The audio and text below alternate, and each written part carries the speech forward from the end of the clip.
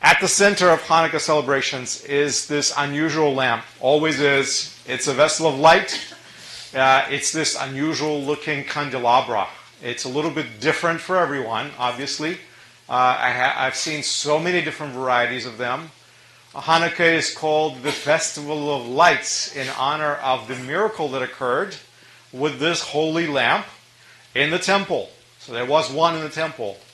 And though short on oil, the lamp burned miraculously for much longer than it should have, for 8 days in fact. So we light the Hanukkiahs, these lamps that look like the Temple Menorah, but with 2 extra branches.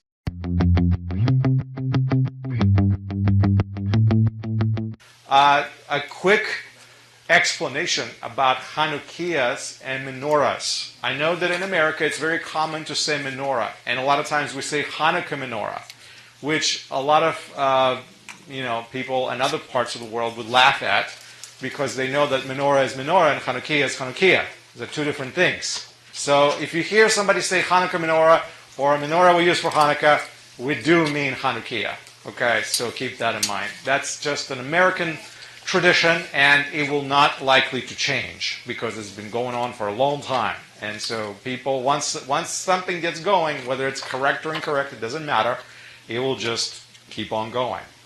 So call them Hanukkah menorahs if you must, but technically they're called Hanukkiah. So if I say Hanukkiah, you know exactly what I mean. If I say menorah, you know I'm talking about the Hanukkah menorah right now. Although, usually when I say menorah, I really mean the 7 light lamp that was burning in the temple in the ancient days. So, as I mentioned, most of the Hanukkiahs do kind of sort of look like the Temple Menorah. Maybe, maybe not. It really depends because that's not always the case. Our Hanukkah lamps, whether today they are oil-filled or they have candles or they're LED, this is the new latest thing, okay, they all reflect and commemorate the Temple Menorah. That's really what it's about. They're all supposed to emulate that. They're all supposed to represent that. And the significance of the lamp is that it's represented the divine light in the midst of Israel. That really is all it's about. The point of the temple light, the menorah, in a few simple phrases, is the presence of God, His light. Some Hanukkiahs try to resemble the ancient temple lampstand, others do not, but they're all designed to carry the light. That's what's important. So as you look at the Hanukkiahs and you say, whoa, such a variety of designs and looks. And I've seen ones shaped like baseball bats and everything under the sun. Some made out of clay and some made out of Play-Doh, wood, metal. I've seen all kinds of Hanukkiahs made out of pretty much every material you can imagine. 3D printed ones, I mean, all kinds of stuff. But the point is that they all have to have lights. And that's what is the main feature of the menorah. There has to be a light that goes there. So, but what did the temple menorah really look like? What did it resemble?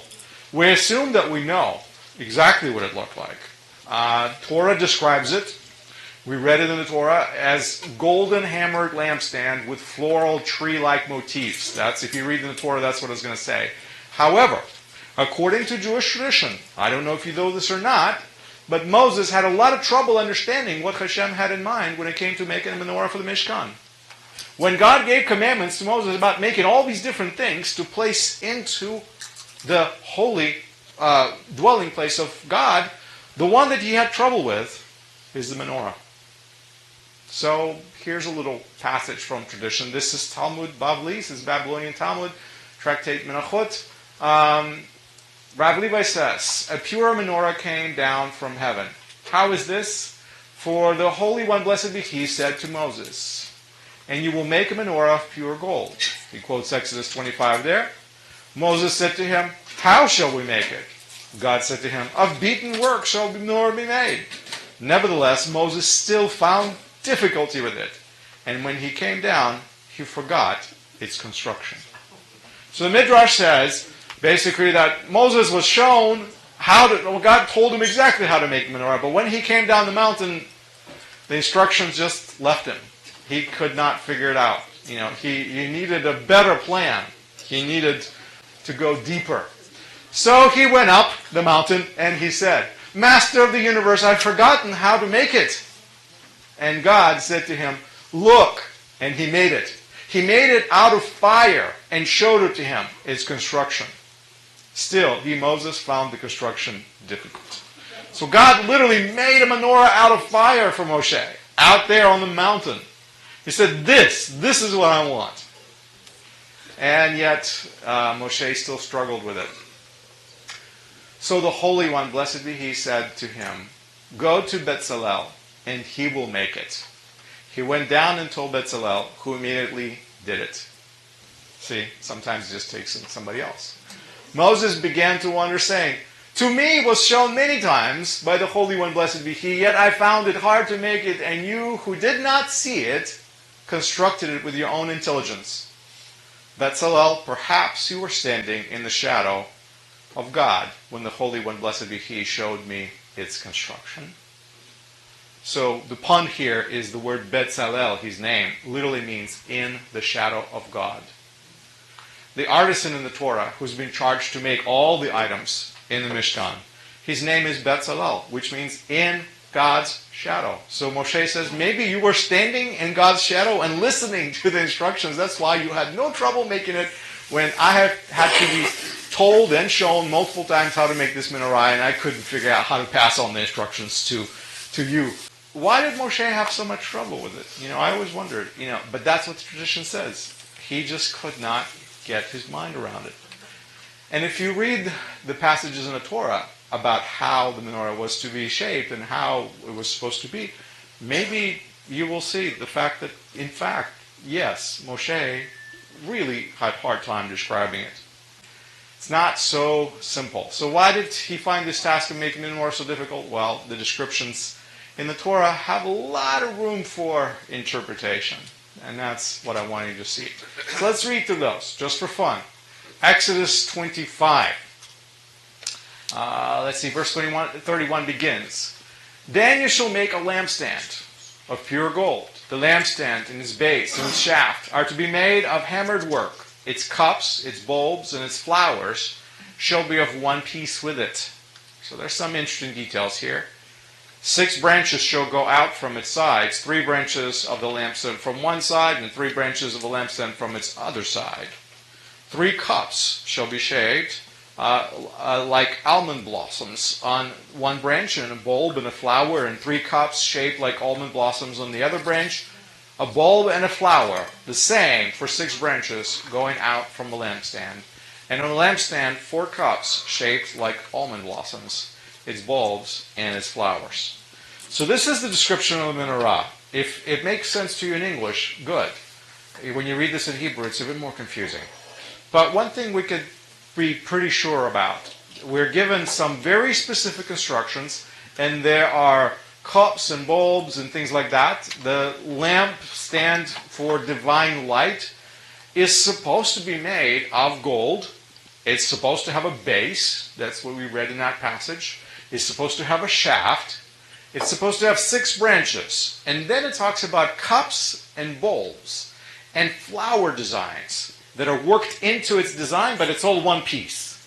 So figure that out, how you're supposed to take and hammer out of a solid piece of gold this intricate item with 6 branches and flowers decorating it. So it's really amazing that Torah uses the almond tree and the almond blossoms in particular to describe the design of menorah. So in case you have never seen an almond tree blossom, I provided and supplied a picture for you. So hopefully you could see what it looks like. It's a lot like cherry blossoms. Those are much more common. But an almond tree, shkadia, it grows all over Israel. They blossom right around February, and it's beautiful. But you can see how the almonds themselves, they're like the little bulbs that start opening up, and out of that pops out flowers. So whatever the menorah was supposed to be, somehow this is the visual inspiration for its branches, and this is the visual inspiration for its cups and the way they're supposed to be shaped in that almond blossom-like shape. And there's been a lot of artists since then have tried to make a representation of menorah. Unfortunately, we don't have the menorah that Moshe made, so otherwise we could have took a snapshot of it, or a sketch or something, and we would have had it, but we haven't seen it. Unfortunately, the temple has been robbed and destroyed a number of times, and I'm sure people who have come across a beautiful piece of art like that, made out of a solid talent of gold, probably took it for themselves. People think it's in the basement of the Vatican. Yeah, there you go. Maybe that's where it is. No, the Temple Institute got it. The Temple Institute got it. There you go. See, I have this interesting hunch, that throughout all these things, priests made more. They didn't have just one menorah. They probably had multiples, and they had some stashed away somewhere. So maybe one of these days, some rock cave will open up, and before you know, they'll pull out a menorah from it. We will see. It's exciting to think about these things, but we do know where they ended up. So we'll talk about that in a minute as well. We will definitely talk. History is important, and knowing history and understanding how things went. Shlomo's temple, we know where it ended up. It ended up in Babylon, right? Because we actually have records of those items being there. We have the Belshazzar's feast, where he decides to bring out the vessels and feast from them. So we know where that went. But some are still maybe out there somewhere hidden away in some places that we don't know about. But I think of the menorah, and I try to visualize what I'm reading, and it's not so easy. I don't know about you, but as I'm reading the words, I am not like Bezalel, who just poof and made it. No, I am trying to visualize, what is it supposed to be? And I'm struggling with it, I guess, like Moshe. So here's the continuation. It's not all of it. There's the rest. This is the rest. Verse 35 and forward in Exodus 25. A bulb shall be under the first pair of branches coming out of it, and a bulb under the second pair of branches coming out of it, and a bulb under the third pair of branches coming out of it, for 6 branches coming out of the lampstand. So there's supposed to be these almond bulbs, basically, out of which the branches are coming out. Then it says in verse 36, their bulbs and their branches shall be of one piece with it, and it shall be one piece of hammered work of pure gold. Now that's a difficult one to make. If you understand anything about manufacturing and working with metal, you're talking about taking one solid piece of gold and making that out of that. That's hard. So it says, then you shall make its lamps 7 in number, and they shall mount its lamps on as to shed light on the space in front of it. Its tongues and trays shall be of pure gold. It shall be made from a talent of pure gold. With all these utensils, see that you make them by the pattern for them which was shown to you on the mountain. So there you go. Moshe was shown the pattern. He forgot the plans on the way down. Now you know why Midrash tells you these stories, because we actually have a report very clear from the Torah. Moshe was given patterns. He was given very clear instructions of how to build the Mishkan, how to construct all these things, which is why they are the way they are. But reading this description again, we get bits and pieces of it. But I guess it took a true artist to make it actually happen. And I guess some interpretation is in order. But that's why God imbues people like Bezalel with His Spirit. It says that His Spirit is going to dwell upon people like that, who will be moved by God, and they will make things that are proper and right. So that's the story of the menorah and the Torah. As I said, there's a few gaps in this record, and there are some words that are given to interpretation, but we get the idea of the floral motif. We get the idea of the connection to the almond tree and the blossoms and flowers and trees and things like that. So that becomes a reality. So more instructions does not mean they provide greater clarity, but we try to make do. So the lamp was to be elaborate, it's supposed to be floral, tree-like almost, but made out of gold. So here's a good interpretation for you. Another artist decided to say, okay, this is what I'm seeing when I'm reading Torah, right?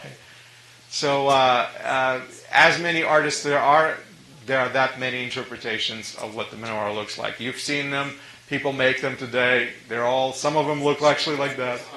Yeah, of course, it's a Hanukkiah, but that's the idea. It has that branches, flowers, the floral motif, and then these instructions.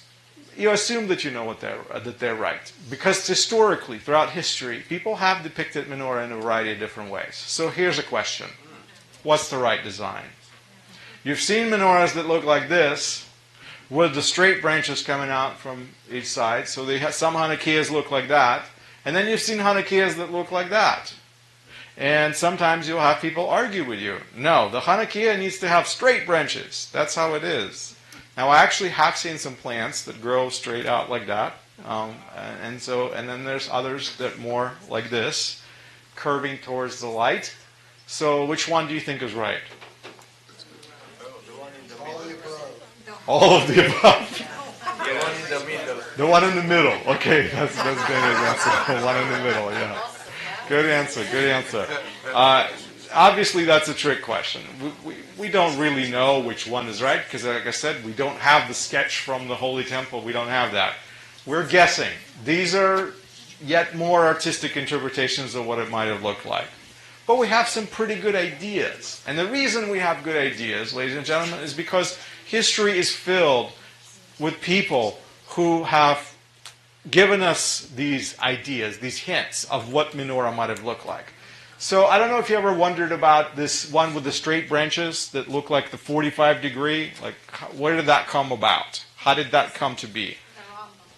Thank you. Exactly. Here's a manuscript by Rambam. So 12th century scholar, Moses Maimonides, or as we know him as Rambam, in his handwritten manuscript of the Mishnah commentary, he drew a menorah. Now, something you need to know about Rambam, he was not really a great artist. And he admitted it, by the way. And if you notice, he drew it and it actually overlapped with his own little writing. I mean, he drew it off of the designated space. He's not a great artist, but he tried. And basically, in his drawing, the Temple Menorah has these branches that were drawn straight in this, angle that's not curved, right? And so when his son was writing a commentary following on his father's footsteps, he actually explained that is exactly how his father visualized it, with the branches reaching straight at 45-degree angle, kind of. That was the idea. So that's why you will have these menorahs that look like that. And so people that have made the Rambam menorah very, very common is Chabad. That particular movement just kind of went with it. And so a lot of times you see menorah lightings in the public squares in the cities. Like, so for example, you go right here to the city of Alpharetta, and it's going to be Chabad lighting it, and it's going to have those branches that go straight out like that. That's what they're going to look like. Or kind of, sort of. But it will have those angles. And so we have actually Rambam to thank for that. That's why those menorahs exist. Like I said, there's room for interpretation in the Torah. There's nothing wrong with that. So here's another example. This is a 5th century CE depiction of the menorah in the Samaritan synagogue. Okay? Samaritan synagogue, El Kirbe, is actually the ruins of the synagogue. The synagogue does not exist today. Just a little bit of ruins exist at the foot of Mount Gerizim. So right there in Shomron, in the valley not too far from Jacob's Well, is the ruins of this El Kirbe synagogue. And Samaritans had synagogues, and they had them decorated. And this also features a floral motif, and it has these branches that are kind of, you can see curving, but you can see little pomegranates or blossoms right there. Worked right into it. So it's a mosaic, and actually has a bunch of Greek writing around it too, because it's a 5th century synagogue, and at that point, Byzantine era Greek was the language. That was the language of that area. So even Samaritans spoke Greek, by the way, at that time. So we have some ideas, some historical ideas. Synagogues are depicting menorahs all throughout. So that's 5th century. But we got to go older, right? We have to. I mean, it's just there are older examples out there. So let's see this one. You recognize this one, right? Yes. So this is the famous Arch of Titus, which is in Rome. And it's on the side of the arch. It's on the interior of the arch.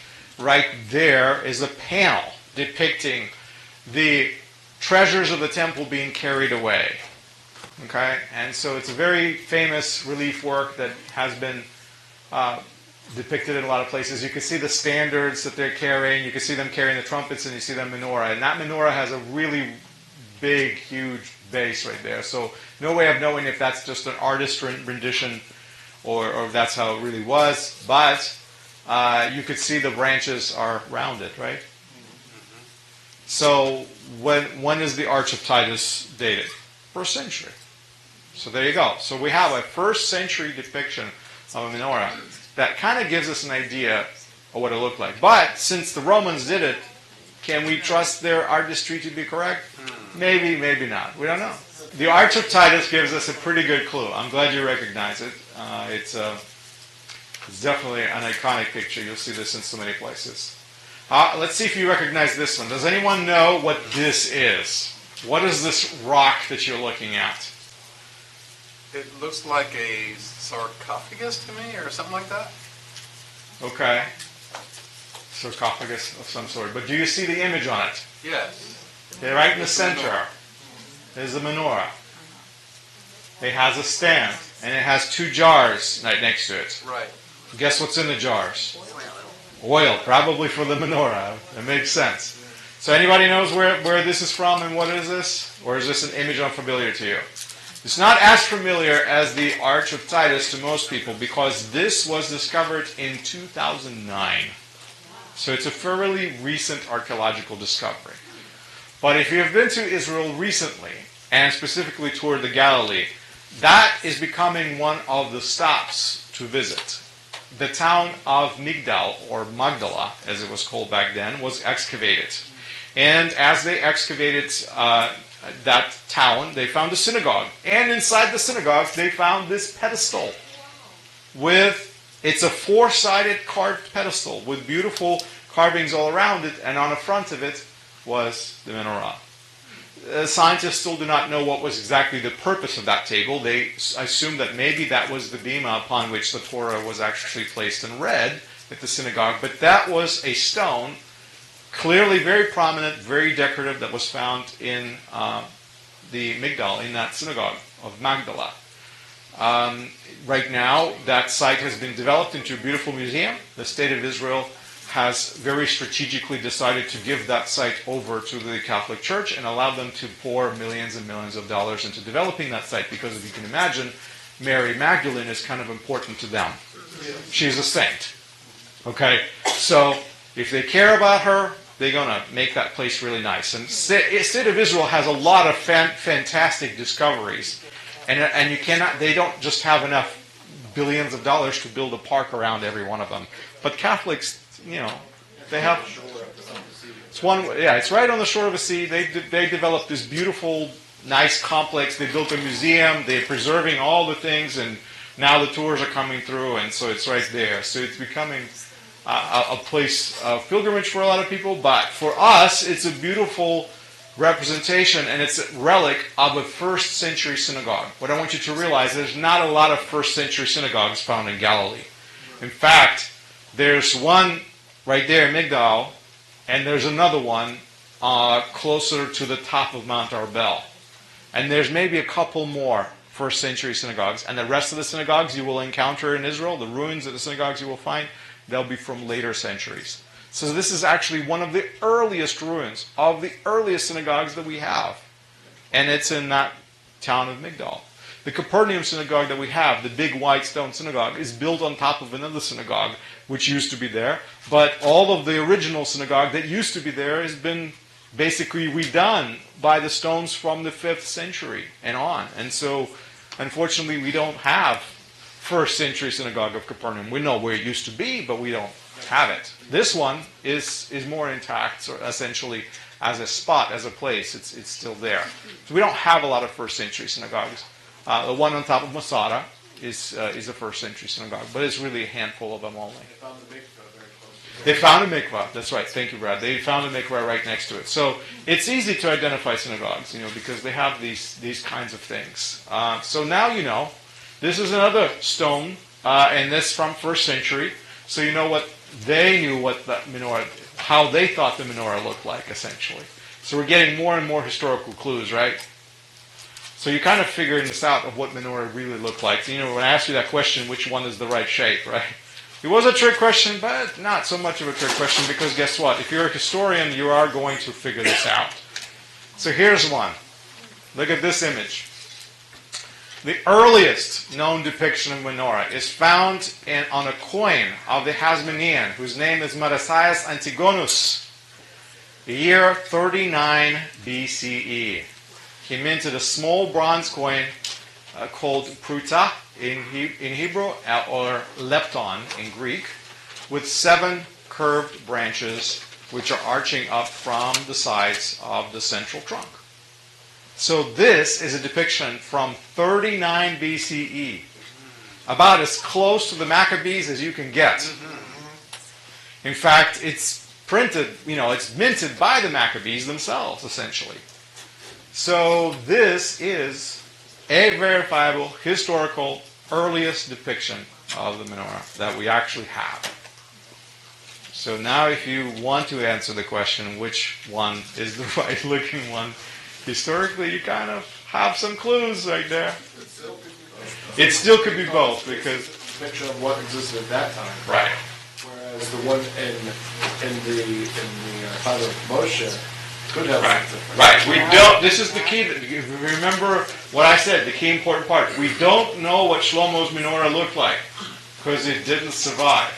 We have reports and images and drawings and now even minted coins with menorah on it, but they all are from later era. But this is about as early we can go into antiquity.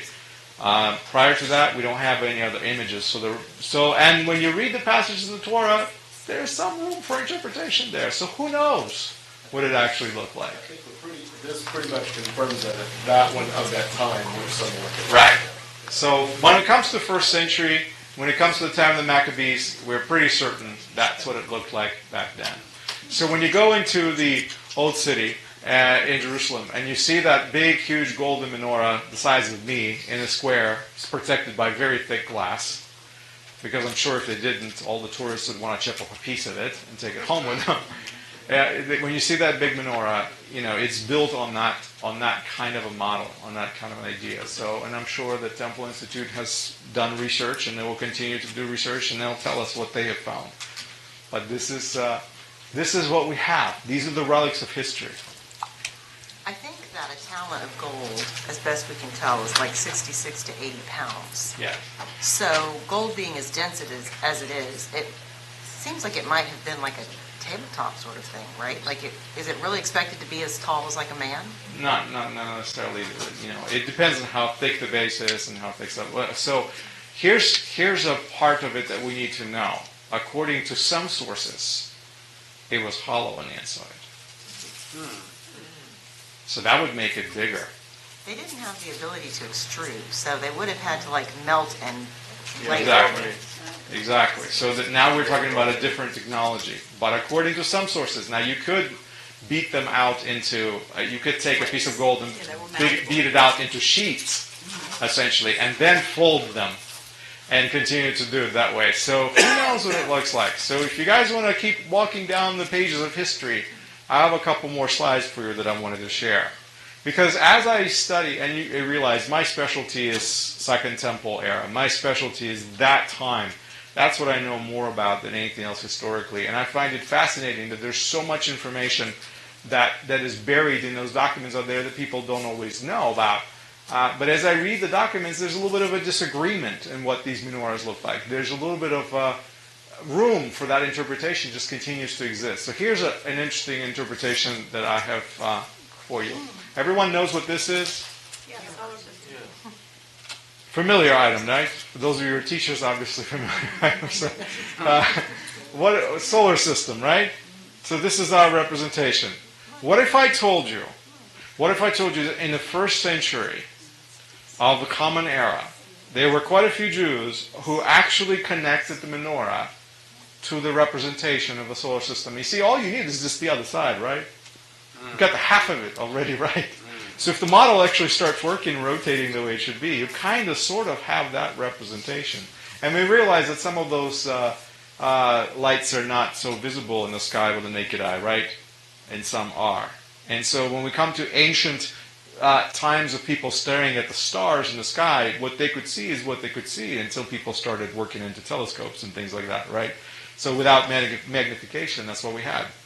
Well, in ancient times, most people thought that the system of the universe was geocentric. Right. So perhaps there were some who had that wisdom to know that it was So heliocentric. most people thought that everything rotated around the earth, right? And that model, of course, does not work for that. But guess what? Not everyone. So Philo of Alexandria is the first Jewish scholar who is credited with describing the branches of a menorah in terms of a celestial model, with God's light being at the center. Think about that. So this is what he wrote. This is Philo, called The Life of Moses.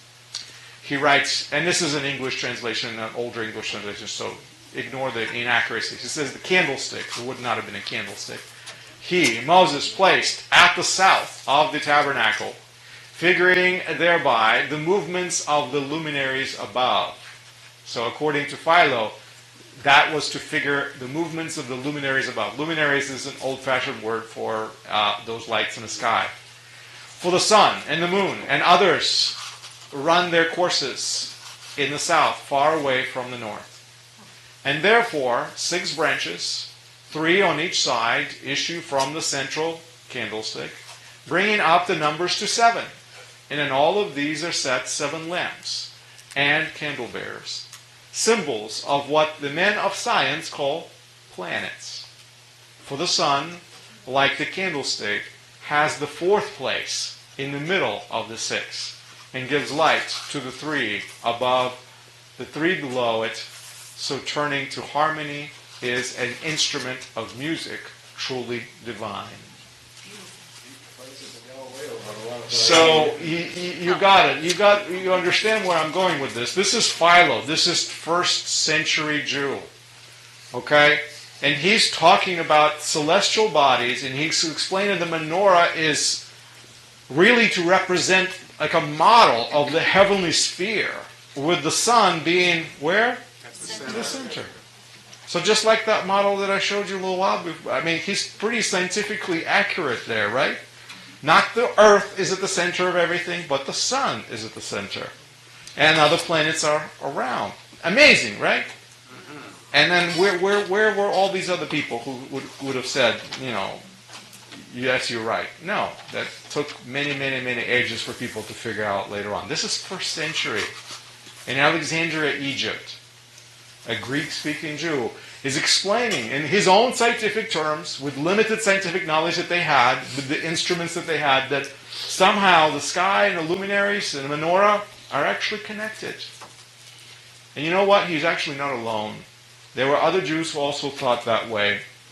Another very prolific writer to whom I turn quite often in my lectures is Josephus. And Josephus, in multiple places in his works, also talks about the menorah and actually the whole temple being a representation of God's heavenly abode.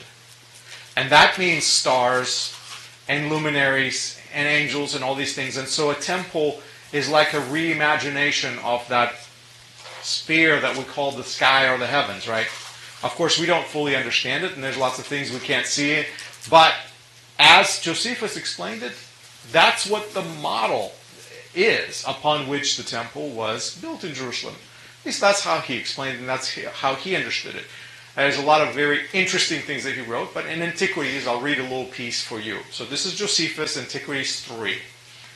He writes, facing the table, near the south wall, stood a candelabrum of cast gold, hollow, and of the weight of 100 minae. This weight the Hebrews calls kenakres, a word which translated into Greek denotes a talent. So there you go. So he's very specific and scientific there about the weight. But he says it was hollow. It was made up of globules and lilies.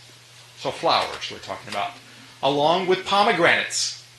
So there you go. You remember seeing that menorah that looked like a pomegranate menorah in the Samaritan synagogue? So we got pomegranates. And little bowls, numbering 70 in all. Of these, it was composed from a single base right up to the top, having been made to consist as of many portions as assigned to the planets with the sun. So what he's saying is that the components of menorah actually correspond to the number of planets with the sun. Well, isn't it the same thing that Philo said? Pretty much. And Josephus lived just a little bit after Philo. So he continues. It terminated in 7 kephalas, branches. Literally, kephale means head. So regularly deposited in a row.